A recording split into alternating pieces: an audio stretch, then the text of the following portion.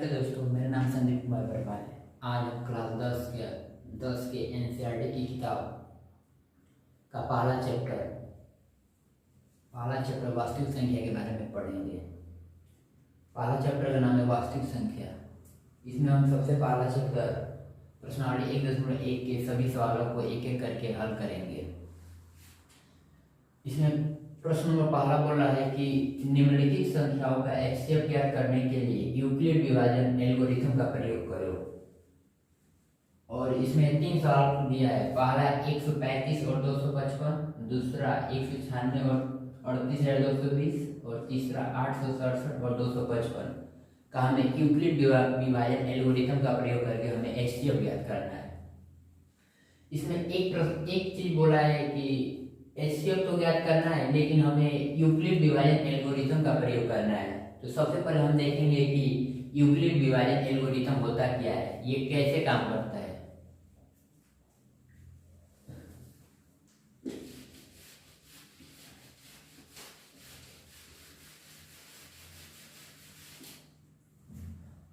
तो सबसे पहले हम देखेंगे यूक्लिड विभाजन एल्गोरिथम के बारे में।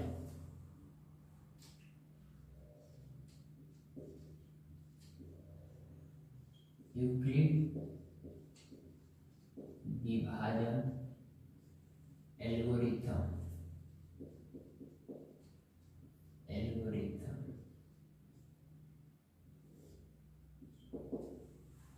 यूक्लिड विभाजन एल्गोरिथम के अनुसार यदि हम कोई भी दो संख्या ले लें, कोई भी दो संख्या, जैसे मान लो ए और बी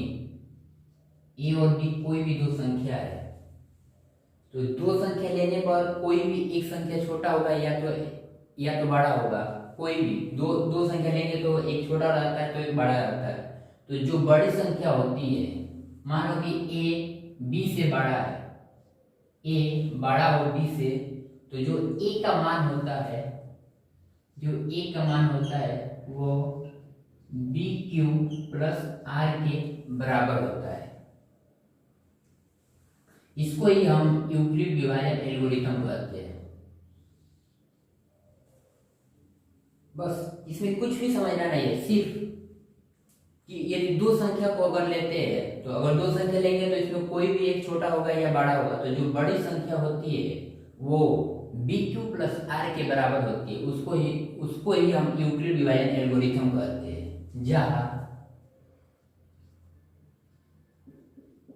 जहाँ बी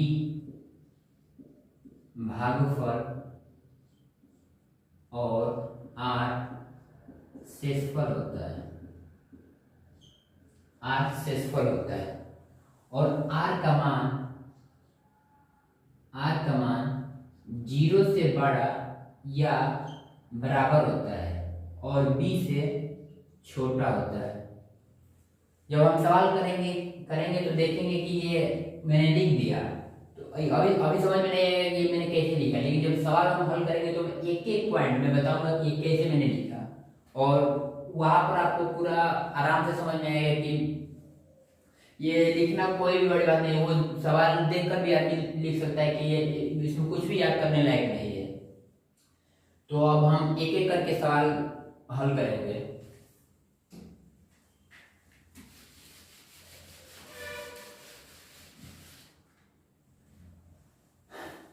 सवाल हल करने से पहले उसमें पूछा है एचसीएफ ज्ञात करना। नियम कोई भी हो, लास्ट में तो हमें एचसीएफ ही ज्ञात करना है, लेकिन पहले हम ये समझेंगे कि एचसीएफ होता क्या है। एचसीएफ के बारे में, जिसे हिंदी में महत्तम समापरिवर्तक कहते हैं। एचसीएफ महत्तम समापरिवर्तक, जिसे शॉर्टकट हिंदी में मसब बोलते हैं। सबसे पहले हम देखेंगे मसब होता क्या है।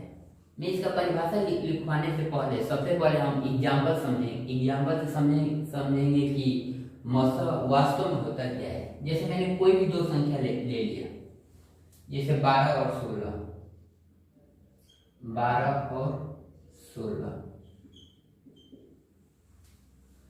और किसी इसने पूछ दिया कि 12 और 16 का मौसा कितना हुआ, तो हम क्या करते हैं, सबसे पहले हम 12 को प्राइम फैक्टर में लिखते हैं, अभाज्य गुणनखंड के रूप में लिखते हैं।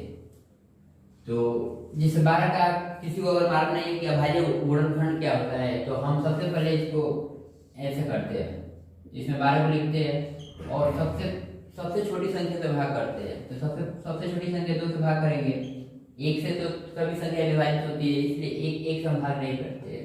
उसके बाद हम 2 से भाग करते हैं, और ऐसे भी एक अभाज्य संख्या नहीं होता है, इसलिए हम 2 से भाग करते हैं। 12 को 2 से भाग करेंगे तो 6 आ जाएगा।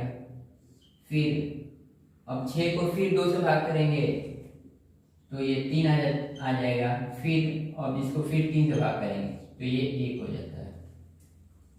तो हम 12 को लिख सकते हैं 2 × 2 × 3।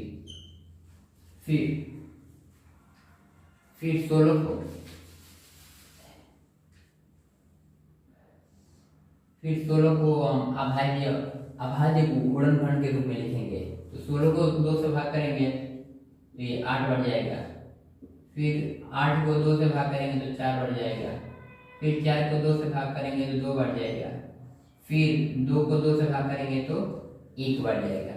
तो 16 का अभाज्य गुणनखंड हो जाएगा 2 × 2 × 2 × 2।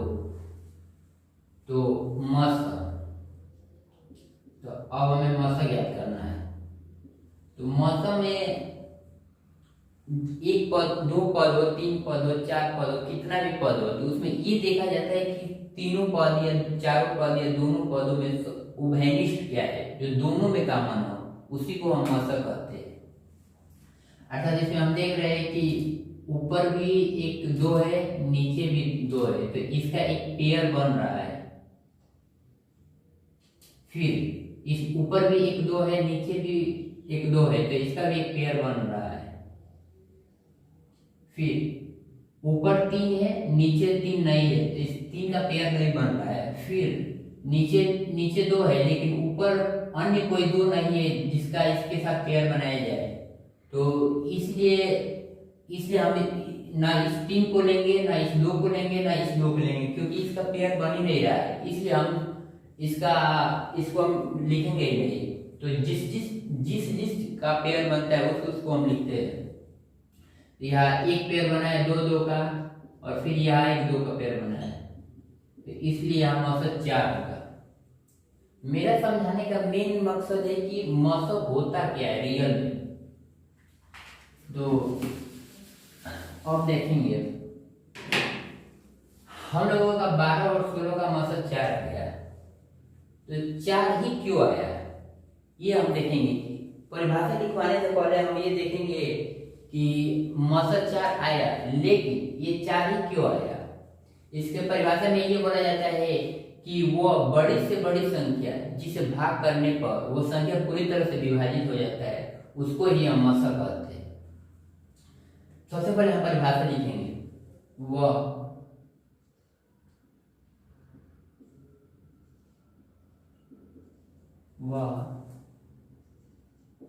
बड़ी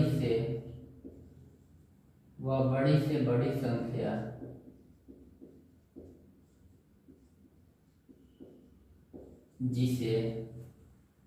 जिसे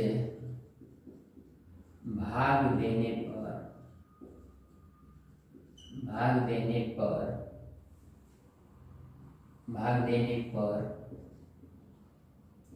वह संख्या पूरी तरह से विभाजित हो जाती है।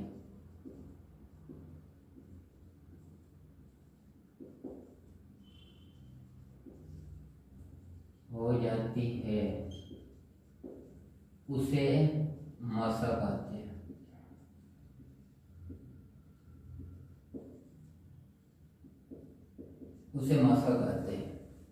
मैंने इसमें एक चीज लिखा है, वह बड़ी से बड़ी संख्या जिसे भाग देने पर वह संख्या पूरी तरह से विभाजित हो जाती है, उसे ही हम मौसा कहते हैं। मैंने इसमें 2 संख्या दिया है, 12 और 16। 12 और 16 में सबसे बड़ी संख्या है 16। मैंने परिभाषा में लिखा है बड़ी से बड़ी संख्या, ना कि छोटी से छोटी संख्या। तो मैंने पहले 16 को लेंगे, तो हमने मौजन निकाला है 4। यदि हम 16 को अगर 4 से भाग करेंगे तो पूरा पूरा भाग चला जाता है, 4 चौके 16, तो ये पूरा पूरा भाग जाना चाहिए। इसको ही हम मौसा कहते हैं। वो संख्या पूरी तरह से विभाजित हो जाती है। और 16 में अगर हम 4 से भाग करेंगे तो वो संख्या पूरा पूरा कट जाता है। अगर 16 4 से कट जाएगा तो 12 भी 16 12 से छोटा होता है, इसलिए ये 4 से कट जाएगी। लेकिन अगर 16 अगर 4 से विभाजित नहीं होता है, अगर 12 को इसी विभाजित करता है, तो ये इसका मौसा नहीं होगा। इसलिए इसके परिभाषा में इसलिए इसका परिभाषा बना है कि वो बड़ी से बड़ी संख्या, अगर जो संख्या जैसे कोई भी मौसा आता है, अगर वो बड़ी से बड़ी संख्या को कटा देगा तो वो छोटी से छोटी संख्या को आराम से कटा देता है। इसलिए इसका परिभाषा भी कुछ भी याद करने लायक नहीं है। अगर कोई परिभाषा भी आपसे पूछता है तो आप दो संख्या लिखो और दो संख्या के आधार पर परिभाषा भी बना लोगे। इसलिए मैं इसको डीपली बता रहा हूँ कि परिभाषा में इसमें कुछ भी नहीं याद करना है। मैंने 2 संख्या लिखा है और मौसा जो कुछ भी आया है वो पहले ये देखो कि वो बड़ी से बड़ी संख्या को भाग जा रहा है कि नहीं जा रहा है, वो भी पूरी तरह से, उसको यह मौसा कहते हैं। और इसी का प्रयोग करके हम आगे के सवालों में देखेंगे कि यूक्लिड विभाजन एल्गोरिथम का प्रयोग करके हम कैसे मौसा ज्ञात करेंगे। ये सिर्फ समझाने के लिए हमें इस तरह से मौसा ज्ञात नहीं करना है। लेकिन उसमें एक चीज आया है मौसा, तो मैंने मौसा बता दिया कि मौसा होता क्या है। तो मौसा मतलब ये है कि कोई भी 2 अंक 4 अंकों की संख्या हो, 3 अंक 4 अंक हो, तो उसमें जो बड़ी संख्या होनी चाहिए, जब हम मौसा निकालेंगे तो जो मौसा आता है वो बड़ी से बड़ी संख्या को पूरी तरह से कटाना चाहिए, तो अभी वो मौसा कहलाता है, नहीं तो वो मौसा नहीं कहलाता है। अब एक एक करके हम अपने सवाल को हल करेंगे।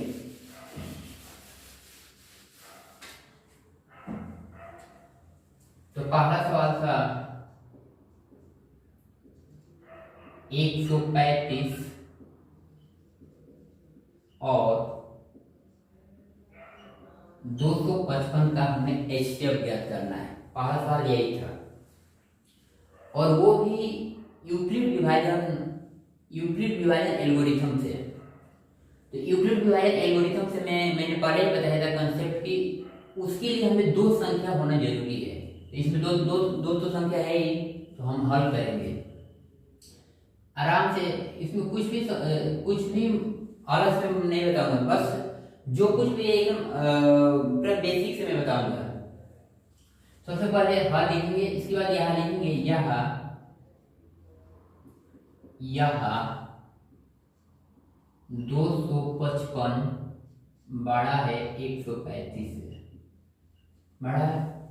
बस ये यूक्लिड विभाजन एल्गोरिथम तभी काम करता है जब 2 संख्या हो और दोनों संख्या में कोई भी एक संख्या बड़ी हो और एक संख्या छोटी हो, तभी ये नियम हम अप्लाई कर सकते हैं, नहीं तो अप्लाई नहीं कर सकते। तो यहाँ 255 बड़ा है 135 से, जब बड़ा है तो अब हम लिखेंगे कि अब इसका प्रयोग कर सकते हैं। तो अब यूक्लिड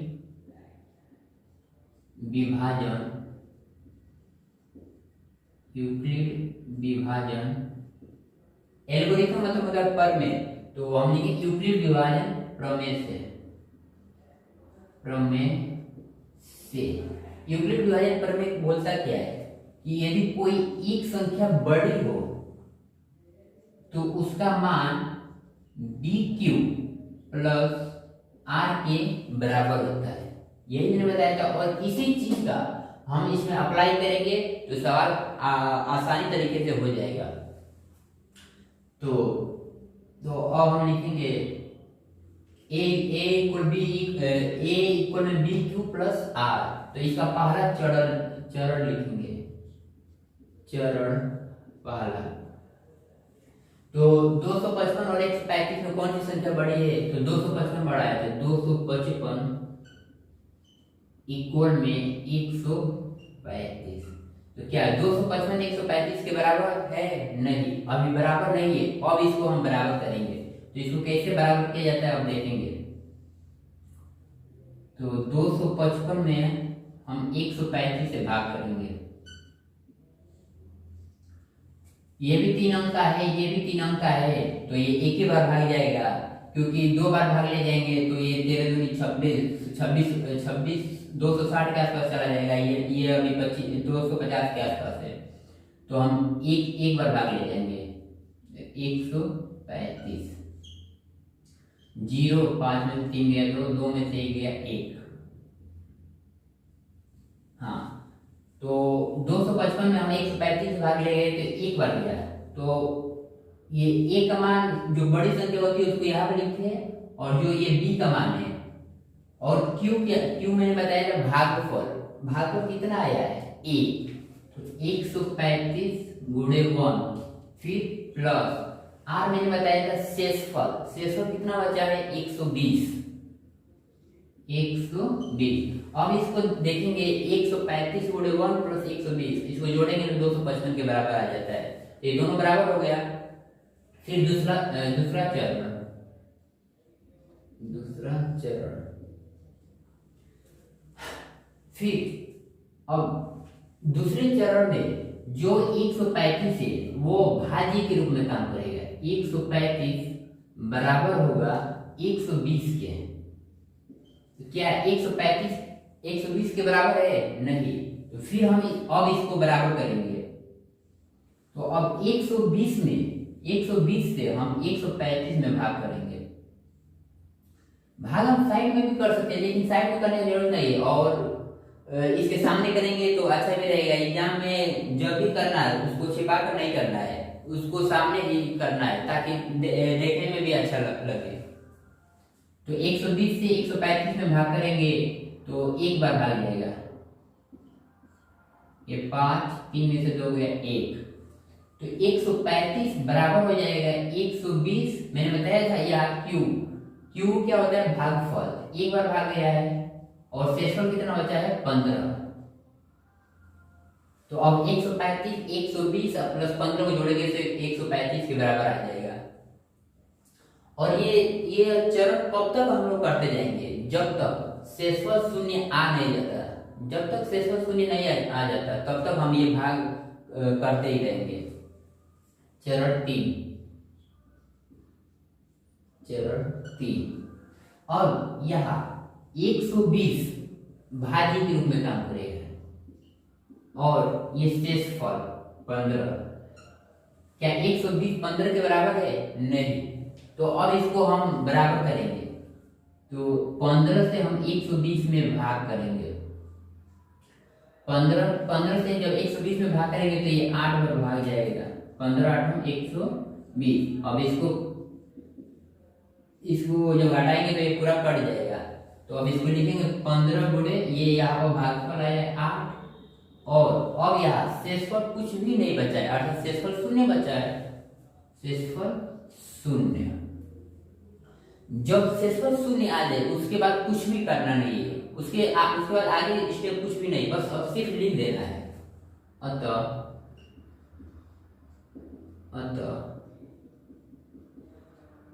शेषफल शून्य है और भाजक 15 है,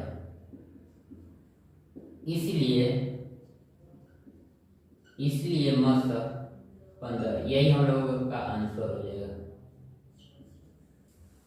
कुछ भी नहीं करना, इसमें अलग से कुछ सोचना भी नहीं, और इसमें कुछ भी याद करना नहीं है, बस सिर्फ जोड़ घटाना पर ही ये सब कुछ टिका है। फिर मैं दूसरा सवाल बताता हूँ और अच्छे से समझ में आएगा। ये पहला सवाल था, अगर नहीं समझ में आएगा तो दूसरे सवाल में और अच्छे तरीके से मैं बताऊंगा कि कैसे इसको करना है। इसमें कुछ भी नहीं है, बस 2 संख्या हो, उसमें एक संख्या बड़ी हो, तो उसको कैसे भी करके हमें उसको दूसरी संख्या मतलब जो बड़ी संख्या है उसको हमें बराबर करना है, और इसमें कुछ भी नहीं है। और ये भाग तब तक करना है जब तक शेषफल शून्य नहीं आ जाता है, तब तक हमें भाग करते रहना है। अब हम दूसरा सवाल हल करेंगे।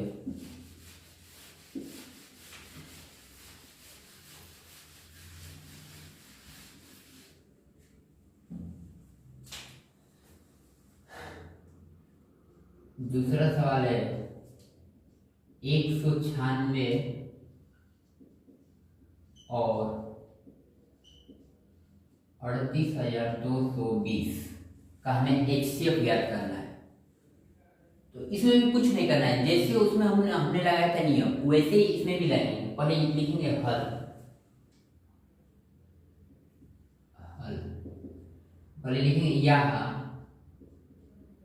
पहले हम चेक करेंगे कि जो दो संख्या है वो एक बड़ा है और एक छोटा है कि नहीं। अगर दोनों बराबर रहेगा तो ये हल ही नहीं हो पाएगा, इसलिए पहले हम लोग चेक करते हैं। यहाँ 38,220 बड़ा है 196 से। 196 से जब बड़ा है तो हम यूक्लिड विभाजन प्रमेय का प्रयोग करेंगे। तो यूक्लिड विभाजन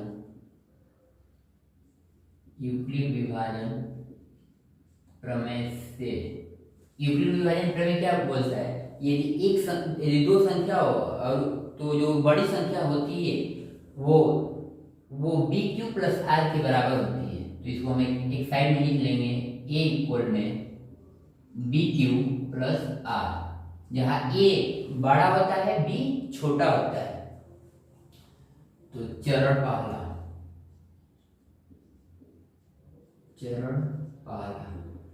तो 38,220 बराबर होगा किसके, 196 के। तो क्या 38,220 क्या 196 के बराबर है? नहीं। तो इसी को तो हमें बराबर करना है। तो इसको कैसे बराबर करेंगे, अब इसको हल करेंगे। तो हम 38,220 में 196 से भाग करेंगे। जब 196 से जब 38,220 में भाग करेंगे, ये भी 3 अंक है, ये भी यहाँ से भी हम 3 अंक को लेंगे। ये 200 के आसपास है, ये अभी 400 से कम है, तो 2 बार तो भाग जाएगा नहीं, इसलिए एक बार भाग जाएगा। तो एक बार भाग ले जाएंगे। 196 12 में से 6 गए 6, यहाँ 7 बचा तो 17 में से 9 गया 8, या 2 बचा, 2 में से 1 गया 1, ऊपर से उतारेंगे 2। ये 1800 है, ये 1900 है मान लो। अगर हम लोग 9 बार भाग लेकर जाते हैं तो 19 9 171 होता है, अर्थात 1700 के आसपास। तो और ये 1800 के आसपास है, तो आराम से 9 बार भाग चला जाएगा। 9 छक्का 54, फिर हासिल 5, 9 81 और 5 86, हासिल 8, 9 का में 9 9 8 17। फिर इसको 12 में से 4 गया 8, यहाँ 5 बचा तो इसमें से एक हासिल लेंगे तो 15, 15 में से 6 गया 9, यहाँ 7 बचा, 7 में से 7 गया काट कर 1 में से गया काट, फिर ऊपर से हम शून्य उतारेंगे। ये 980 हुआ और ये 196, 19 बचे 95, आराम से 5 बार भाग चला जाएगा। 5 छक्का 30, 5 9 45, 3 48 और 5 के में 5 5 4 9। इसमें एक ही बार में शेषफल शून्य आ गया, तो हमें कुछ नहीं करना है। ये 38,220 की मतलब कैसे बराबर हो, जब 196 में हम 195 से भाग करेंगे और शेषफल क्या आया है शून्य, तो शेषफल यहाँ शून्य लिख देंगे। इसके आगे हमें कुछ भी नहीं करना है, बस सिर्फ हमें यहाँ पर एक चीज लिखना है, अतः शेषफल शून्य है, शेषफल शून्य है और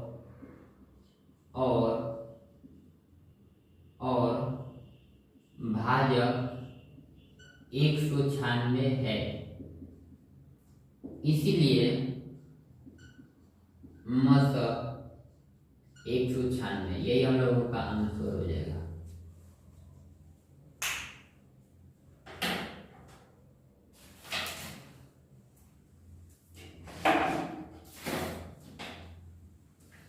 इसमें कुछ भी ज्यादा सोचने लायक नहीं है और कुछ भी याद करने लायक नहीं है। इसमें सिर्फ जोड़ घटाना गुणा भाग पर ये सब कुछ लिखा है, और इसमें ये नहीं, बस एक से 2 बार प्रैक्टिस करोगे आराम से ये हो जाता है।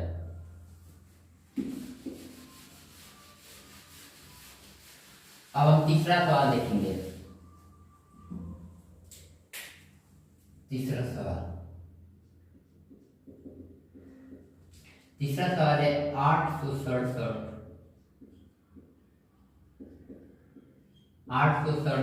और 255 का हमें HCF ज्ञात करना है। तो इसमें भी सिर्फ वही नियम अप्लाई करना है, सिर्फ उसको लिख देना है।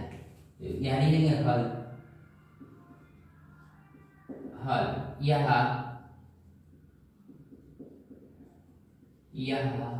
867 बड़ा है 255 से। 255 से अगर बड़ा है तो हम यूक्लिड विभाजन प्रमेय का प्रयोग करेंगे। तो लिखेंगे यूक्लिड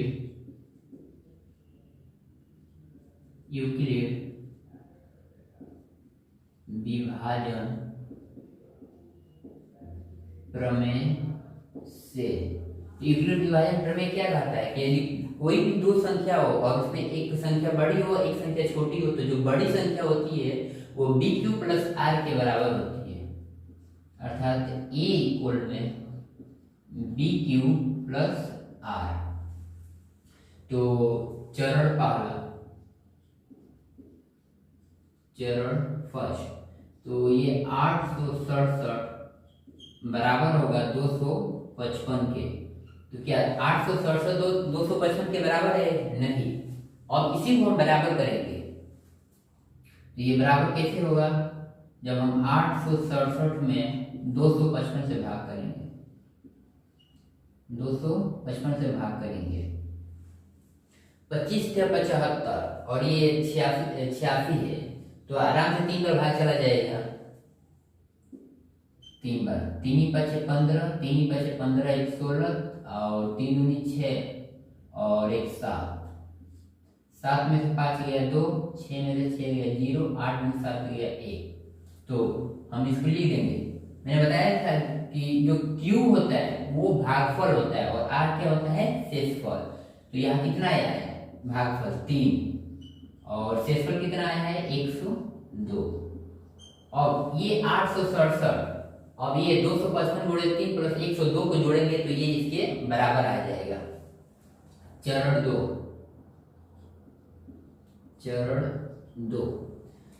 दो में जो चीज इसमें ये भाजक का काम करता है, वही चीज दूसरे स्टेप में वही भाज्य का काम करता है। और जो ये इसमें ये शेषफल आता है वही चीज दूसरे चरण के लिए वही भाजक बन जाता है। अर्थात 102 से तो ये 255 बराबर होगा 102 के। तो क्या 255 102 के बराबर है? नहीं। तो अब हमें इसी को बराबर करना है। तो 102 से हम 255 में भाग करेंगे, 255 में भाग करेंगे। तो 102 से जब हम 255 में भाग करेंगे तो दो बार भाग आराम से चला जाएगा। 204, 5 में से 4 गया 1 और ये 5। तो अब हम इसको लिखेंगे 102 गुणे 2, शेषफल कितना आया है? 51। बस अब ये 255 के बराबर है। अभी भी शेषफल शून्य नहीं आया है। हमें भाग तब तक करना है जब तक कि शेषफल शून्य न आ जाए। और लिखेंगे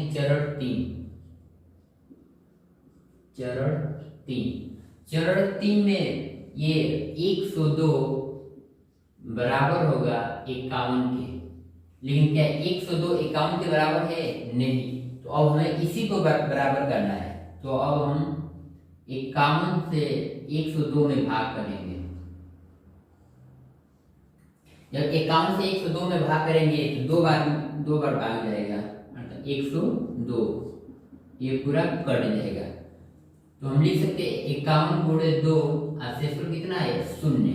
शेषफल 0 आते ही अब हमें आगे कुछ भी नहीं करना है, सिर्फ बस लिखना है। तो क्या लिखना है? अतः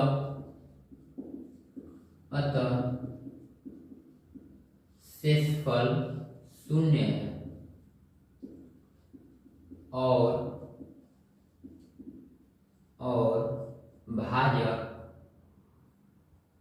भाजक 51 है।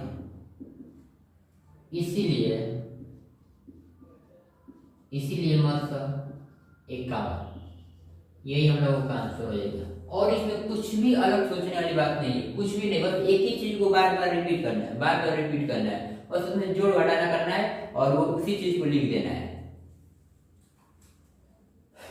अब हम दूसरे प्रश्न की ओर आगे बढ़ेंगे।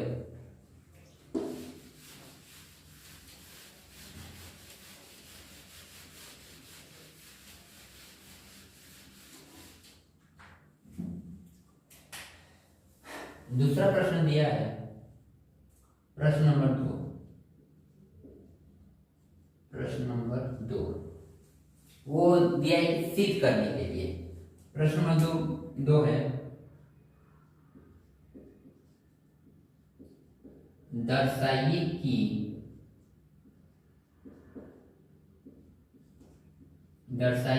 कोई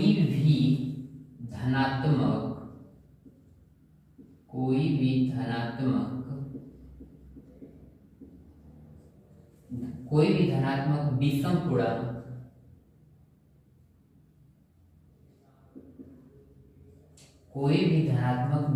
पूर्णांक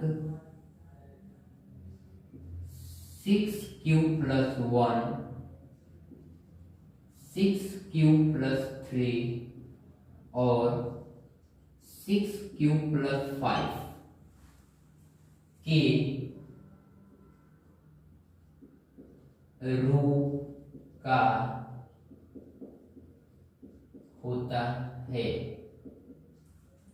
जहाँ q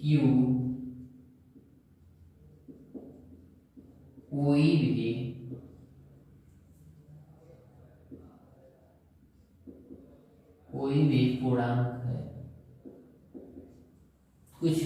कुछ भी नहीं करना है, ज्यादा कुछ भी सोचना नहीं, कुछ भी इस प्रश्न में कुछ भी नहीं, बस मैं बताता हूँ, जैसे जैसे मैं बताता हूँ वैसे वैसे सिर्फ करना है। इस प्रश्न में बोला है कि दर्शाइए कि कोई भी धनात्मक विषम पूर्णांक 6q+1, 6q+3 और 6q+5 के रूप का होता है, जहाँ q कोई भी पूर्णांक है। इस प्रश्न को हल करने से पहले हम ये पूछेंगे कि विषम क्या होता है, विषम संख्या किसे बोलते हैं, क्योंकि इसमें एक चीज बोला है कि धनात्मक विषम पूर्णांक। तो विषम संख्या वो होती है जो 2 से विभाजित नहीं होती है। तो 2 से विभाजित कोई भी संख्या कब नहीं होगा, तो 2 से विभाजित कोई भी संख्या तब होगा जब उसके इकाई के स्थान पर 0, 2, 4, 6, 8 को छोड़कर कोई भी संख्या है, जैसे 3 आ गया, 5 आ गया, 7 आ गया, 9 आ गया, ये ऐसी संख्या आने पर वो विषम संख्या बन जाता है। जैसे मैंने बोल दिया 23, तो क्या 23 एक विषम संख्या है या नहीं? हम बोलेंगे हाँ, 23 एक विषम संख्या है, क्योंकि इसके इकाई के स्थान पर 3 है। क्योंकि 3 को अगर हम 2 से भाग करेंगे तो 2 से ये पूरा विभाजित नहीं होता है, इसलिए 23 एक विषम संख्या है। जैसे मैंने बोल दिया 57, मैंने बोल दिया 79, मैंने बोल दिया 87, तो ये जितनी भी प्रकार की संख्या है जिनके इकाई के स्थान पर 1 हो, 3 हो, 5 हो, 7 हो, 9 हो, वो सभी की सभी संख्या विषम संख्या होती है। विषम संख्या कहने का मतलब सिर्फ मेरा यही है कि वो 2 से विभाजित नहीं होती है। बस इतना समझने के बाद ये सवाल एकदम आसान हो जाता है, क्योंकि इसी विषय में जो भी चीज लिखा है उसके मतलब अगर समझ में आएगा तो इसमें कुछ है नहीं। तो अब हम इस सवाल को हल करेंगे।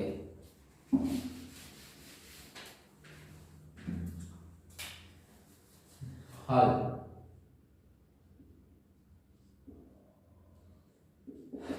इस सवाल में कुछ भी नहीं दिया है तो हम मानेंगे, माना।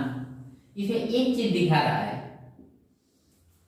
कि 6q+1, 6q+3 और 6q+5। मैंने जब यूक्लिड विभाजन एल्गोरिथम बताया था तो मैंने एक व्यापक रूप बताया था, a इक्वल में bq+r बताया था। अगर इससे अगर तुलना की जाए तो यहाँ ये बी क्यू प्लस आर दिया है, बी क्यू प्लस आर करके दिया है, ये 1 3 5 शेषफल को बता रहा है, और ये 6 6 6 ये संख्या बी को बता रहा है, और जो ये क्यू है वो भागफल को बता रहा है। तो क्या नहीं इसमें सिर्फ हमें ए का मान ज्ञात करना है। अगर ए को अगर हम लोग मान लेंगे तो हम यूक्लिड विभाजन एल्गोरिथम का प्रयोग कर सकते हैं। तो हमें सिर्फ वही चीज मानना है। तो माना ए एक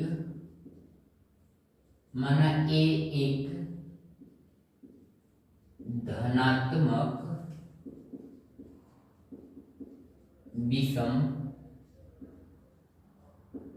विषम पूर्णांक है जो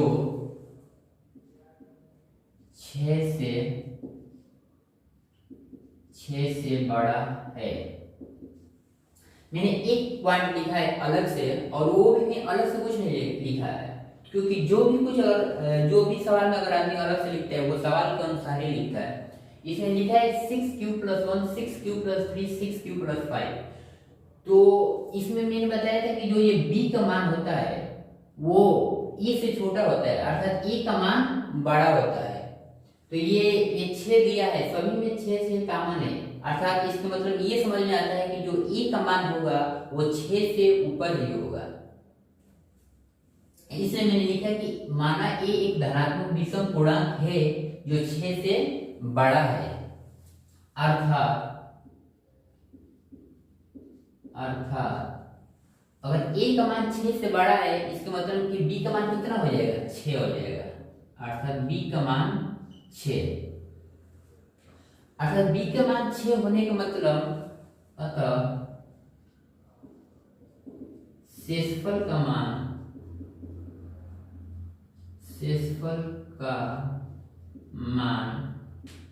अब शेषफल का मान कभी भी 6 से छोटा ही आएगा, क्योंकि हमेशा संख्या तो यही है, और जब भी हम भाग करेंगे तो इससे छोटा ही आएगा, अर्थात शेषफल का मान 6 से छोटा होगा, 6 से छोटा होगा, अर्थात r का मान 0 ले सकते, 1 ले सकते, 2 ले सकते, 3 ले सकते, 4 ले सकते, 5 और 5, सिर्फ 5 तक लेंगे, 6 तो लेंगे नहीं, सिर्फ 5 तक लेंगे, अर्थात 6 संख्या। अब ये लिखने के बाद हमें सिर्फ कुछ नहीं करना, अब यूक्लिड विभाजन प्रमेय से यूक्लिड विभाजन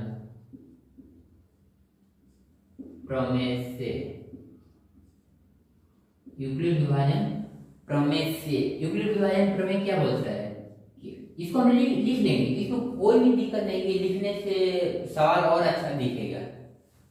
a में bq + r, तो इसका हम पहला स्टेप उठाएंगे, तो इसका पहला केस बनाएंगे। केस पहला, जब r का मान 0 हो तो अब एक एक करके जितने भी 0 1 2 3 4 5 मैंने 6 अंक लिए उनको हम लेकर चेक करेंगे। तो इसका पहला केस है, जब r का मान 0 हो तो क्या होगा, तो a बराबर हो जाएगा, हमने क्या माना है 6q + 0 हो जाएगा, 6q + 0।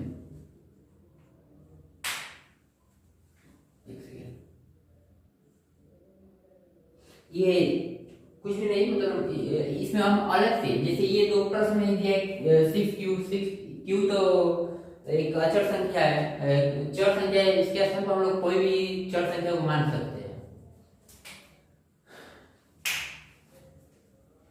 तो यहाँ से हम एक व्यापक को अपने हिसाब से बनाएंगे कि ए इक्वल में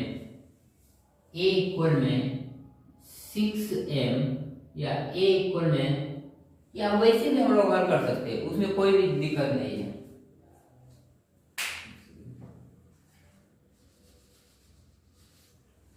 हाँ, तो हो गया यूक्लिड विभाजन प्रमेय से a इक्वल में bq प्लस r। तो अब केस नंबर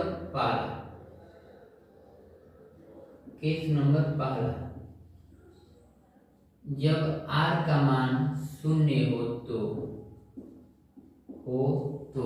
जब r का मान शून्य होगा तो क्या होगा, तो a कोई संख्या हो गया, तो a बराबर हो जाएगा 6q प्लस शून्य के बराबर, अर्थात a इक्वल में 6q। और इस प्रश्न में पहले ही बोला है कि जहाँ q कोई भी पूर्णांक हो, पूर्णांक एक शब्द इसमें आया है पूर्णांक। पूर्णांक होता क्या है, पूर्णांक धनात्मक, ऋणात्मक और शून्य सभी प्रकार के होता है, जिसमें उसमें सभी प्रकार की नेचुरल संख्या आती है, सभी प्रकार की पूर्ण संख्या आती है, चाहे वो धनात्मक हो, चाहे ऋणात्मक हो, चाहे शून्य हो, उसके अंदर सभी प्रकार के पूर्णांक आते हैं। तो हम चाहे वो संख्या सम संख्या हो, चाहे विषम संख्या हो, कोई भी संख्या हो, अगर हम लोग लेते हैं तो वो पूर्णांक होता है। तो 6q, q के स्थान पर हम कोई भी संख्या ले लें। अगर मान लो मैं 6 यहाँ आया है, a इक्वल में 6q, मैं मानता हूँ कि q का मान 1 मान लो, तो हमें a का मान क्या मिलेगा, a इक्वल में 6 गुणे 1, अर्थात a का मान हमें 6 हो जाएगा। तो 6 कैसी संख्या है, एक सम संख्या है। यदि मैं q के स्थान पर 2 मानता हूँ, तभी हमारा a इक्वल में 6 गुणे 2 अर्थात 12 आ जाएगा। तभी 12 में कैसी संख्या है, एक सम संख्या है। अगर हम q के स्थान पर 3 मानते हैं, तो हमें a का मान 6 गुणे 3 अर्थात 36 18, अर्थात कोई भी हम पूर्णांक रख ले A to Z, चाहे वो धनात्मक रखे या ऋणात्मक रखे, तो हमें कोई भी जो संख्या प्राप्त होगी वो सम संख्या ही प्राप्त होगी। तो A इक्वल में 6q कैसी संख्या हो जाएगी, यह एक सम संख्या हो जाएगी, सम संख्या। लेकिन हमें सम संख्या तो प्रूव नहीं करना है, तो हम अब आगे दूसरा देखेंगे। ये सिर्फ समझाने के लिए, ये सिर्फ अपने माइंड में खुद सोचना है कि अब q के स्थान पर कोई भी पूर्णांक रखेंगे, 10 20 25 30 1 2 3 5 7, तो वो किसी भी हालत में वो सम संख्या को ही प्राप्त करेगी। इसका केस नंबर दूसरा देखेंगे। इसमें सवाल काफी लंबा होगा, लेकिन उसमें मतलब बस इसमें सिर्फ एक ही चीज को बार बार रिपीट करना है, बार बार रिपीट करना है, और उसमें कुछ भी नहीं करना है।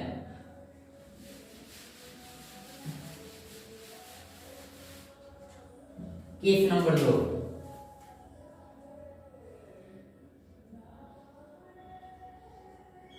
केस नंबर 2, जब r का मान 1 हो तो, जब r का मान 1 हो तो a का मान किसके बराबर हो जाएगा, a का मान 6q प्लस 1 के बराबर हो जाएगा। और क्या, a का मान 6q प्लस 1 के बराबर हो जाएगा। अब मैंने पहले ही बताया था कि 6q, q के स्थान पर कोई भी पूर्णांक रख लो तो वो सम संख्या को ही देगी। तो इसका तो मान ये सम संख्या आ जाएगा, ये सम आ जाएगा, लेकिन वो कैसी संख्या है, एक विषम संख्या है। तो सम में जैसे ही हम विषम को जोड़ते हैं, सम में जैसे ही हम विषम को जोड़ते हैं, तो वो विषम संख्या प्राप्त हो जाती है, अर्थात 6q प्लस 1 एक विषम संख्या हो जाती है, विषम संख्या। तो हमें यही तो सिद्ध करना था कि कोई भी धनात्मक पूर्णांक हो, कोई भी धनात्मक विषम पूर्णांक 6q plus 1, 6q plus 3, 6q plus 5 के रूप का होता है। तो आन गया, तो यही तो हमें दिखाना है तो सिर्फ हमें सिर्फ कुछ भी नहीं करना है, इसमें सिर्फ एक ही चीज को बार बार रिपीट करना है। तो समीकरण नंबर 1। फिर अभी भी हमें चेक करना है। केस नंबर हम तीसरा देखेंगे। केस नंबर 3, जब r का मान 2 हो तो, जब r का मान 2 हो तो सिर्फ वही नियम लागू करेंगे। a इक्वल में 6q प्लस 2 हो जाएगा। इसमें भी कुछ नहीं करना है। ये 6q का मान कुछ भी रखेंगे तो ये सम संख्या होगा, ये सम हो जाएगा। और 2 कैसी संख्या है? सम संख्या है, और सम में सम को जोड़ेंगे तो ये सम संख्या ही प्राप्त होगा। तो हमें सम संख्या तो दिखाना नहीं है, तो हम अब आगे बढ़ेंगे। Case number 4। केस नंबर 4, जब r का मान 3 हो तो, जब r का मान 3 हो तो a किसके बराबर होगा? a 6q प्लस 3 के बराबर होगा। तो 6q हमेशा सम ही रहेगा, लेकिन 3 कैसी संख्या है? विषम संख्या है, और सम में जैसे ही हम विषम को जोड़ते हैं वो विषम बन जाता है। विषम, ये विषम संख्या प्राप्त होगी। तो हमें यही तो सिद्ध करना था कि कोई भी धनात्मक विषम पूर्णांक हो वो 6q प्लस 3 के बराबर होता है। तो यह आया भी है कि यह एक विषम संख्या है, तो विषम संख्या प्राप्त हुआ ना। तो यही सिर्फ दिखाना है कि कोई भी धनात्मक विषम पूर्णांक हो वो 6q प्लस 1, 6q प्लस 3 और 6q प्लस 5 के रूप का ही होता है। इसको मान लेंगे समीकरण नंबर 2। अब केस नंबर 5। केस नंबर 5, जब r का मान 4 हो तो, जो ये कितना भी लंबा हो इसमें कुछ भी नहीं, हर एक सवाल में मैं क्या कर रहा हूँ, जो चीज r का मैंने मान लिया है कि r का मान 6 से छोटा होगा, अर्थात r का मान हम 0, 1, 2, 3, 4, 5 इतना लेंगे, और उसी चीज को तो सिर्फ लिखता जा रहा हूँ, और तो कुछ कर नहीं रहा हूँ। और उसमें सिर्फ ये 6q हमेशा सम रहेगा, और 2 जोड़ेंगे तो ये भी सम हो जाएगा, तो ये सम बना देगा। 1 जोड़ेंगे तो ये विषम हो जाएगा। अब सम में जैसे ही विषम को जोड़ेंगे तो विषम हो जाता है। तो इसमें कुछ भी नहीं, कितना भी बड़ा सवाल इसमें कुछ भी याद करने लायक नहीं, बस एक बार कॉपी पे लिखकर प्रैक्टिस कर लोगे तो एकदम से क्लियर हो जाएगा। जब r का मान 4 हो तो a का मान 6q प्लस 4 हो जाएगा। मैंने पहले ही बताया था ये तो सम पहले से ही है, और सम में जैसे ही हम सम को जोड़ेंगे तो ये सम हो जाएगा। सम संख्या, हमें सम संख्या को तो प्राप्त करना नहीं है। अब इसके बाद आगे देखेंगे।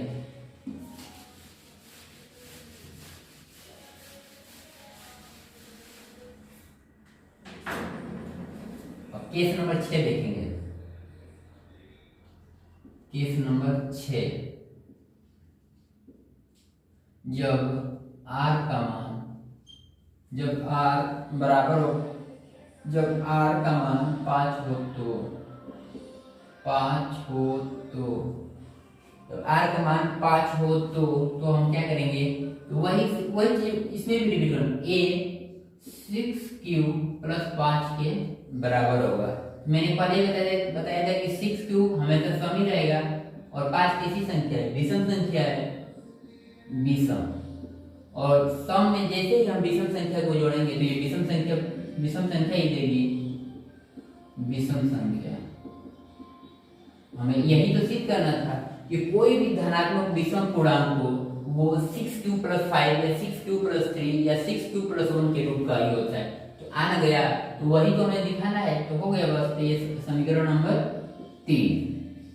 अतः समीकरण 1, 2 व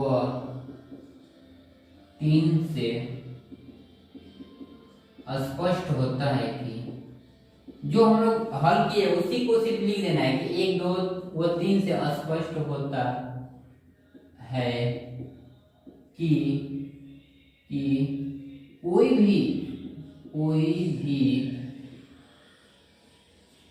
भी कोई भी धनात्मक विषम पूर्णांक, कोई भी धनात्मक विषम पूर्णांक 6q + 1, 6q + 3 और 6q + 5 के रूप का होता है। बस यही हमें पहले दिया था कि दर्शाइए, क्या था, प्रूव करो। तो हमने दर्शा दिया कि ये धनात्मक विषम पूर्णांक इतने के रूप का होता है। सिर्फ इसमें यही करना है और ये काफी सवाल लाना गया है, लेकिन इसमें घबराना नहीं है। सभी स्टेप जो है सभी एक दूसरे से मिलता जुलता है। अब आगे की क्लास में हम तीसरा प्रश्न देखेंगे कि तीसरे प्रश्न को हम हल कैसे करेंगे।